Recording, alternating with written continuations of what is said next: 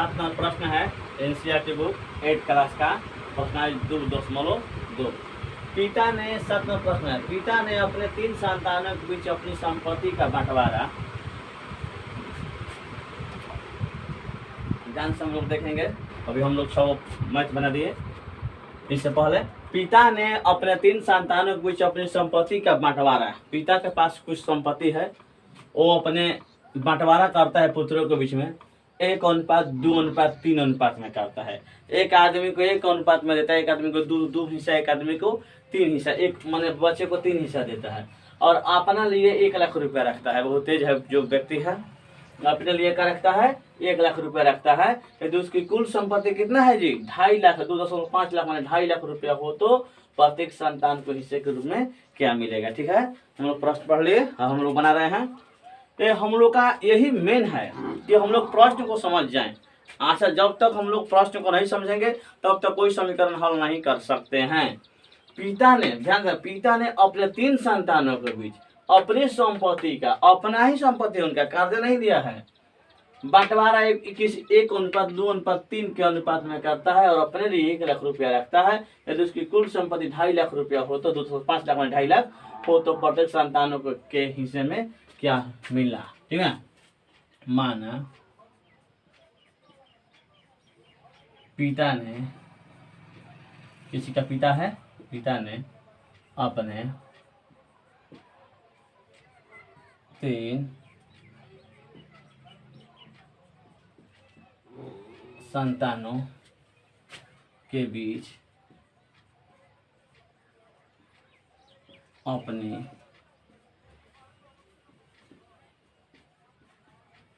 संपत्ति का, बंटवारा,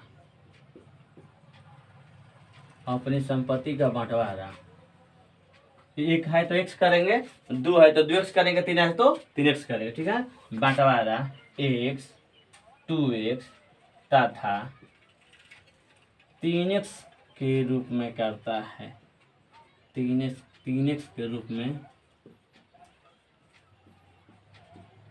करता है और अपने लिए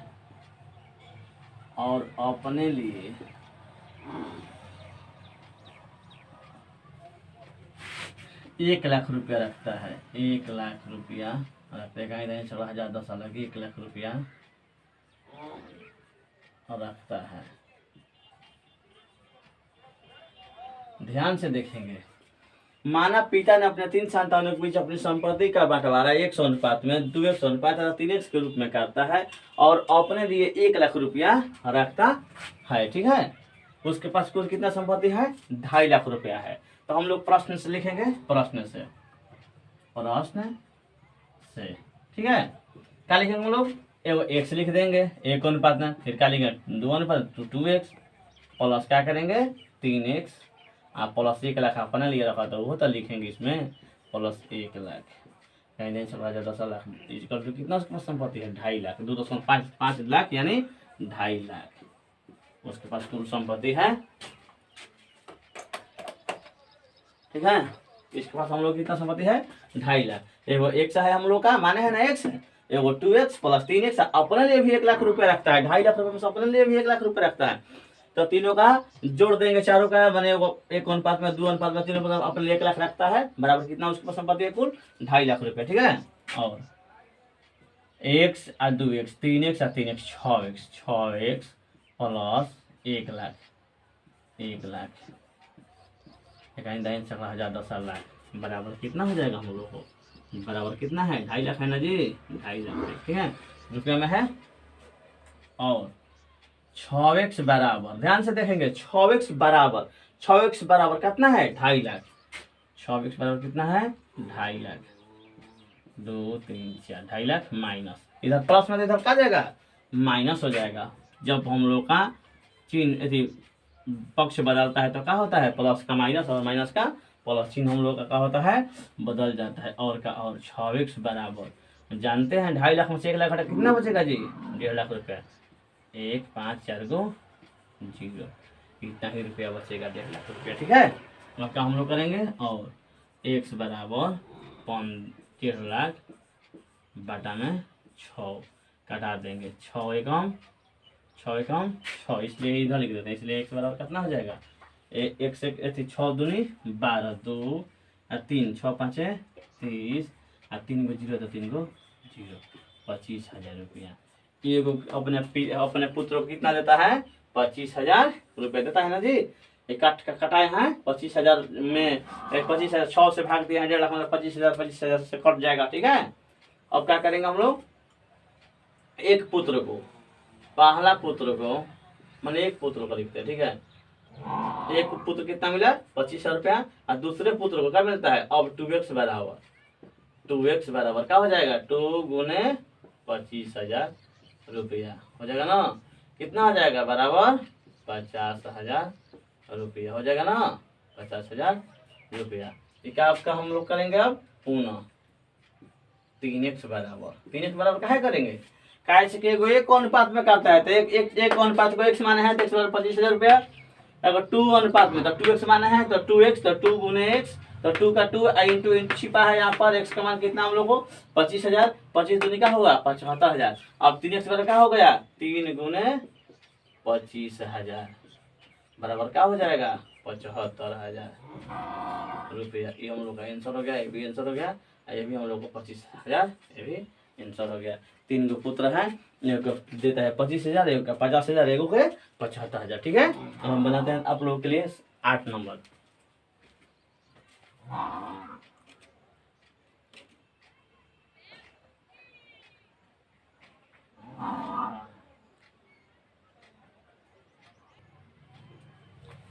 अब हम मिटा देते हैं इसको। अब 7 नंबर प्रश्न हम लोग का है, ये हम लोग का जो 6x बराबर 15,000 रुपया है, तो x बराबर कितना 15,000 बटा 6, नीचे दिखाई नहीं दे रहा है। ठीक है, बोर्ड छोटा है, 15,000 बटा में क्या हो जाएगा 6। ठीक है, ये कट जाएगा, कौ बार में कटेगा, 1.5 लाख है, 1.5 लाख है, 1.5 लाख 6 बार में क्या हो जाएगा, बराबर 25,000, इसलिए x बराबर क्या हो जाएगा 25,000 रुपया हो जाएगा। एगो आंसर ही हो जाएगा, एगो आंसर ही, एगो ये दिखाई नहीं दे रहा था इसलिए हम इस तरह किए। ठीक है, समझ में आ गया आप लोगों को। अब हम 8 नंबर बनाते हैं आप लोगों को।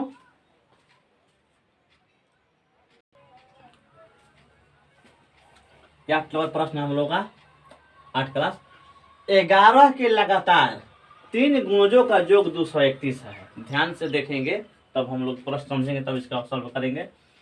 11 के लगातार 3 गुणजों का योग 231 है तो उन्हें ज्ञात कीजिए। बहुत आसान है, 11 के लगातार 3 गुणज कर रहे हैं। ठीक है, तो हम लोग क्या करेंगे, ध्यान से देखेंगे। 11 के लगातार 3 गुणज क्या कौन कौन हो सकता है, सॉल्व हम लोग कर रहे हैं। माना 11 के लगातार करना है हम लोग को, छोड़ करना, लगातार 3 गुणज x + 11 घुमा देते हैं, x + 22 घुमा देते हैं, तथा x + 33 है। ध्यान से देखेंगे, माना 11 के लगातार 3 गुणज x + 11, x + 22 तथा x + 33 है। ठीक है, यही है ना हम लोग का। अब हम क्या करेंगे, प्रश्न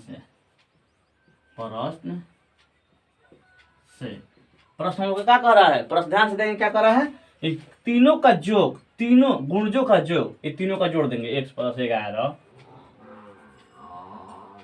11 प्लस x प्लस का है 22, फिर प्लस x + 33 बराबर क्या है, तीनों गुणजों का योग 231 है। ठीक है, तीनों गुणजों का योग कितना है, 231 है। ठीक है, हम क्या करेंगे, ध्यान से देखेंगे आप लोग, x 3 गो, एगो x, दूगो, एगो 3 गो x, 3x, चौर पद एक तरफ, अचर पद एक तरफ, 11, 22, 33 और 33 क्या होता है 66 होता है, 3 2 5 1 6, 3 2 5 1 6, 66 बराबर क्या हो जाएगा 231। ठीक है, और क्या, और 3x बराबर, ध्यान से देखेंगे यहाँ पर 3x बराबर क्या हो जाएगा 231 और माइनस इधर प्लस में 6 इधर जाए क्या हो जाएगा 66 माइनस में हो जाएगा ना। और क्या, और अब 231 में से 66 हटा देते हैं, 11 एक में से 6, 11 में से 6 5, 2 12 में 6 6, 165 आ गया। ठीक है, 165। तो 3x बराबर क्या हो जाएगा, 165। ठीक है, और का और 165 है ना जी। 231 में से 66 घटाना है, 66। देखिए 11 6 5 मतलब इसमें 2 12 में 6 6, 165 हो गया। ठीक है, तो x बराबर क्या हो जाएगा, x बराबर हो जाएगा 165 बटा में क्या हो जाएगा 3, 3 पचे 15 और 3 3 पचे 15, 3 पचे 15, इसलिए क्या हो जाएगा x बराबर क्या हो जाएगा 55 हो जाएगा। ठीक है, x बराबर क्या हो जाएगा 55 हो जाएगा। हम लोग को समझ में आ गया। आप लोगों को कह रहा है कि 11 का लगातार तीन गुणजों का योग काटना है, 231 है तो उन्हें ज्ञात कीजिए। ठीक है, माना 11 का लगातार 3 गुणज x प्लस 11, x प्लस 22 तथा x प्लस 33 है। ठीक है, तो हम कह रहे हैं कि तीनों गुणजों का योग, तो x plus 11 plus x plus 22 plus x plus 33 कितना है गुणजों का योग 231 है ना। क्या x का हो जाएगा 3x प्लस का प्लस 11 22 33 33 66 बराबर 231। ठीक है, अब 3x बराबर 231 में से 66 का हो, इधर है तो क्या हो जाएगा, इधर है 66। ठीक है, तो 3x बराबर घटेगा तो क्या होगा 165। x बराबर 165 बटा में 3 जो पद होता है क्या होता है नीचे हो जाता है। ठीक है, तो 3 5 15, 3 5 15, x बराबर कितना हो गया 55। ठीक है, x बराबर कितना हम लोग आ गया 55 आ गया ना। अब लिखा पहला गुणज 11 के पहला गुणज क्या हो जाएगा, x प्लस 11 है ना जी, तो x का मान कितना है 55 प्लस 11 और क्या हो जाएगा बराबर, इधर लिख देते हैं 66 हो जाएगा। हो जाएगा ना एगो 11 के दूसरा गुणज। ठीक है, 11 के लगातार दूसरा गुणज क्या दिया है, दूसरा गुणज दिया है x प्लस 22 दिया है, x प्लस 22 है। x का मान कितना है 66, अब 66 55 है ना जी, 55 है 55 अब प्लस क्या है 22 का हो जाएगा 7 7 77 हो जाएगा। ठीक है, अब 11 के तीसरा गुणज। ठीक है, 11 के लगातार तीसरा गुणज क्या है x प्लस क्या है 33 है ना जी, x प्लस 33 है तो क्या हो जाएगा x का मान कितना है 55 और प्लस 33 तो क्या हो जाएगा 5 3 8 5 3 88 हो जाएगा। हम लोग का हो जाएगा आंसर हो जाएगा। ठीक है, यही हम लोग का हो जाएगा आंसर। बहुत आसान। 11 का पहला गुणज कितना है x प्लस 11, तो x का मान कितना है 55 प्लस 11 बराबर 66। 11 का लगातार दूसरा गुणज x प्लस 22 है, तो x का मान का है 55 है प्लस 22 तो 5 दूसरा 77। 11 का तीसरा गुणज x प्लस 33, तो x का मान 55 है 33 5 3 8 5 3 8, हम लोग का हो जाएगा आंसर। आप लोगों को समक्ष हम 9 नंबर बना रहे हैं।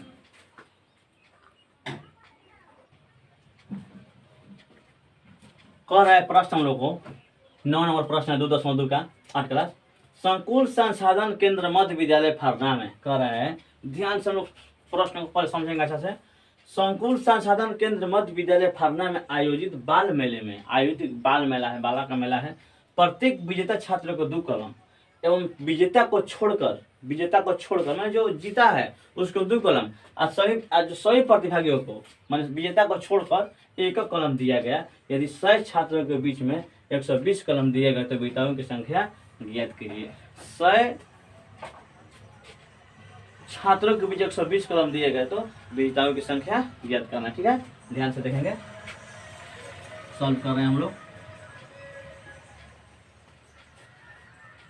कुल छात्र संख्या कितना है, कुल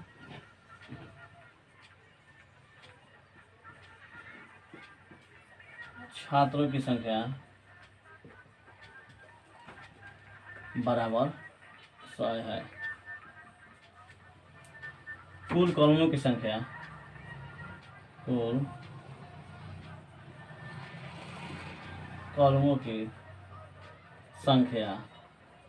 बराबर 120 है। ठीक है, ये तो हम लोग को साफ दिया है कि कुल छात्रों की संख्या 100 है, कुल कलमों की संख्या कितना है 120 है। तो हम क्या करेंगे, मानेंगे, माना क्या मानेंगे हम लोग विजेताओं की संख्या, तो क्या माना विजेता छात्रों की संख्या छात्र ना सब है जी मध्य विद्यालय में। विजेता छात्रों की संख्या बराबर 1 है। ध्यान से देखेंगे, माना विजेता छात्रों की संख्या कितना है, 1 है, ठीक है। तथा क्या कर रहा है, विजेता को छोड़कर शेष सही प्रतिभागियों को एक एक कलम दिया गया। तो क्या लिखेंगे अब, शेष विजेता माने विजेता को छोड़कर, तथा विजेता छात्र को छोड़कर अन्य प्रतिभागियों की संख्या, अन्य प्रतिभागियों की संख्या बराबर क्या हो जाएगा, 100 माइनस 1 होगा ना, होगा ना 100 माइनस 1, क्योंकि कुल छात्रों की संख्या कितना है, 100 है। कुल कर्मियों की संख्या कितना है, 120 है, ठीक है। तब माना विजेता छात्रों की संख्या 1 है तथा विजेता छात्र छोड़कर अन्य प्रतिभागियों की संख्या कितना हो जाएगा, 100 माइनस 1, क्योंकि कुल कितना संख्या है, 100 है, तो विजेता कितना हो जाएगा, 100 माइनस 1 होगा, ठीक है। और विजेता छात्र कितना कलम दिया गया है, 2 कलम दिया गया, ठीक है। विजेता छात्र कितना कलम दिया गया है, 2 कलम दिया गया। ध्यान से अब देखेंगे प्रश्न से, यहीं पर ध्यान से समझेंगे, बहुत छोटा प्रश्न है यह, बहुत छोटा मैथ है। कह रहा है कि विजेता छात्र को दिया गया है 2 कलम, ठीक है। विजेता छात्र की संख्या कितना है, 2x, ठीक है। तो विजेता छात्र को 2 कलम दिया, क्या हो जाएगा, कुल विजेता छात्रों के कलमों की संख्या कितना हो जाएगा, 2 गुने 1 हो जाएगा ना। तो 2x प्लस, इसको जोड़ेंगे ना तो ना, जोड़ के दिया गया मैंने विजेता छात्र को और विजेता छात्र को सब मिल कर दिया गया कितना कलम, 120 कलम। 2x 2 क्या विजेता छात्र कितना कलम मिला है, 2, तो कुल कितना 2x और प्लस ठीक है अन्य प्रतिभागी की संख्या 100 माइनस 1, 100 माइनस 1 बराबर कितना कलम दिया गया है, 120। यहीं पर देखने वाली बात है।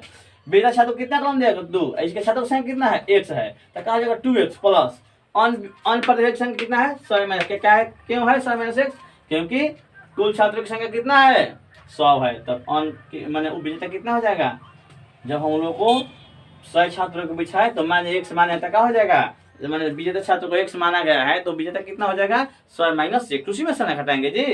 तो 2x प्लस 100 माइनस 1 बराबर 120। तो क्या करेंगे, 2x में से 1 घट गया तो क्या हो जाएगा, x प्लस 100 का 100 बराबर 120। ध्यान से देखेंगे, 2x में से 1 घट गया तो x प्लस 100 बराबर 120, और x बराबर क्या हो जाएगा, 120 माइनस इधर जाएगा तो 100, ठीक है। इसलिए क्या हो जाएगा, x बराबर क्या हो जाएगा, 20 आंसर। तो विजेता छात्रों की संख्या कितना है, 20 है। यही हम लोग का हो जाएगा, आंसर हो जाएगा। 9 नंबर हम लोग का मैथ बन गया। अब हम 10 नंबर बनाते हैं।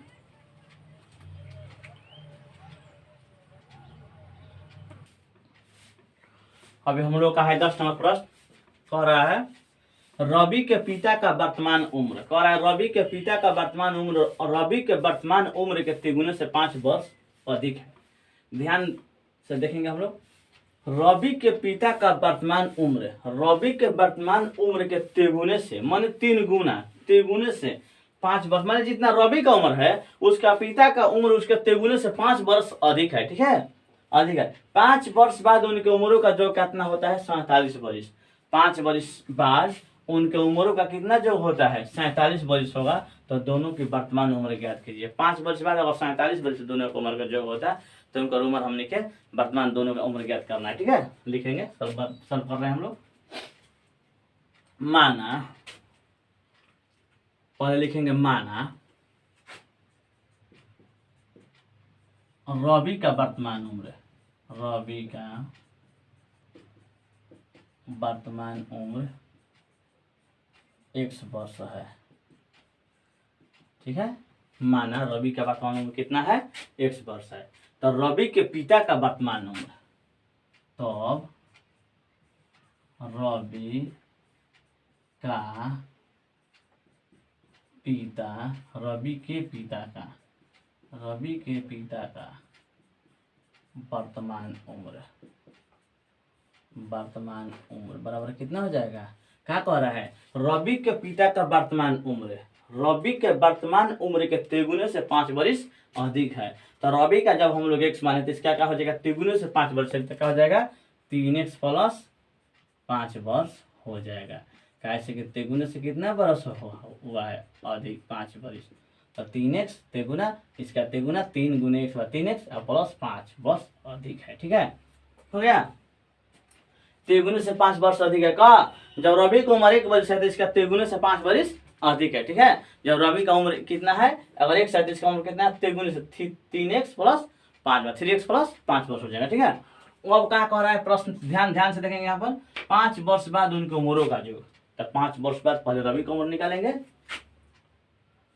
5 वर्ष बाद रवि का उम्र, रवि का उम्र बराबर क्या हो जाएगा x प्लस 5 वर्ष। ध्यान से देखेंगे, जब हम लोग का उम्र होता है, जब कहता है बाद में तो क्या करते हैं उसको प्लस में कर देते हैं, अगर कहेगा पूर्व में तो हम लोग क्या करते हैं उसको माइनस में कर देते हैं। ठीक है, तो हम 5 वर्ष बाद करते क्या करे हैं x प्लस 5 वर्ष, रवि का उम्र 1 वर्ष है तो 5 वर्ष बाद कितना जाएगा x प्लस 5 वर्ष हो जाएगा ना, 1 में 5 जुड़ जाएगा ना।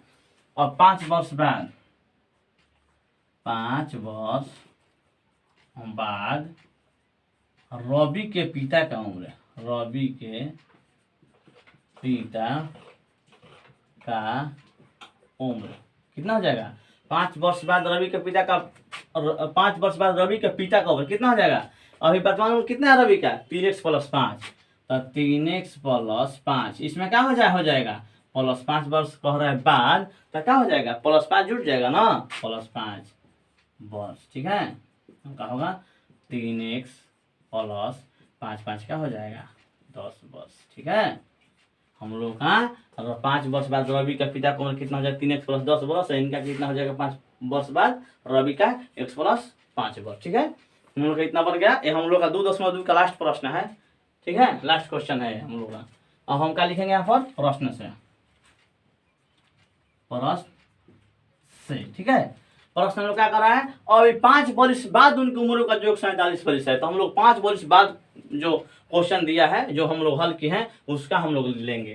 तो क्या है रवि का उम्र 5 वर्ष बाद x प्लस 5, x प्लस 5 उनके जो कह रहा है, तो प्लस का प्लस कितना है 5 वर्ष उनके पिता का 3x प्लस 10, 3x प्लस 10 बराबर कितना उम्र है उनका 47 वर्ष। ठीक है, 47 वर्ष।